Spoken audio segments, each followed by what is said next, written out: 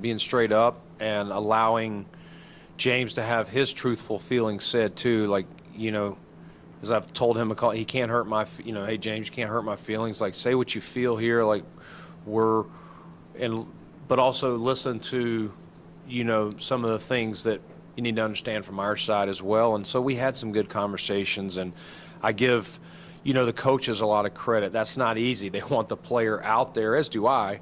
And those guys stayed engaged with him, maintained, didn't let it distract the team, or, Joe Brady letting it distract the offense, or, Kelly Skipper letting it distract the running back room. I think everyone, was a lockstep. Yes, we're on Hard Knocks, and yes, we got more cameras around, but I don't think anyone handled it in a way that wasn't professional and wasn't, about the best interest of the Buffalo Bills.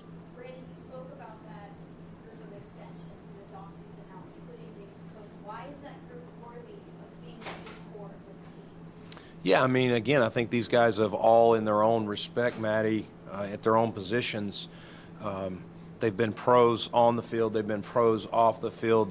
They've done some really nice things at their positions.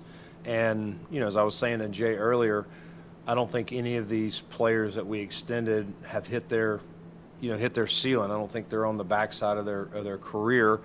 And, again, we're looking for these guys to continue to ascend as players at their respective positions, but also, you want your locker room, the guys you pay, you want them to be guys that are respected by their teammates and be rewarded. And I think it sends another message to these guys that aren't up for extensions yet, whether it's the last couple draft classes or the current draft class. Hey, we will do our best here.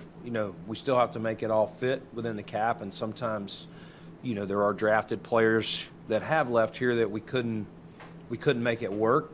That stinks, but when we can, we're going to try to keep as many as possible if you're doing all those things that I mentioned. When you're building a team, you look at the running back game, is this kind of how you envision it? You have these guys Ray does what he does, Ty Johnson, third down back. I think last year you said at the beginning of the year that this was a running back room that you really kind of were proud of how you guys put it all together. Yeah, I really liked how they worked well together. They cheer for each other. They're out there. No one's griping about who's getting the goal line carries or who's in on third down or a 2-minute or whatever the situation is. These guys are all cheering for each other, and there's been no pouting upstairs. Hey, I ran the ball down the field. Why did this player get to run it in from the 2-yard line, or whatever the situation is? These guys, and I think their skill set it offsets each other, and I think we can. We can play in tough conditions. We can play on a fast turf. We got guys that can catch the ball. We got multiple guys that can pass protect. That's the thing. It's one thing as a receiving back to be able to catch the ball, run routes, but you've also got to be able to pass protect when they're zero blitzing. They're bringing everyone. Someone's got to be able to stand in there, be able to sift through the trash and pick up the blitz wherever it's coming from. And that's not only physically but mentally. Seeing all that, the variety of schemes that defenses, the looks that they give you. So I like the group and excited. Obviously Ty, we extended him this offseason.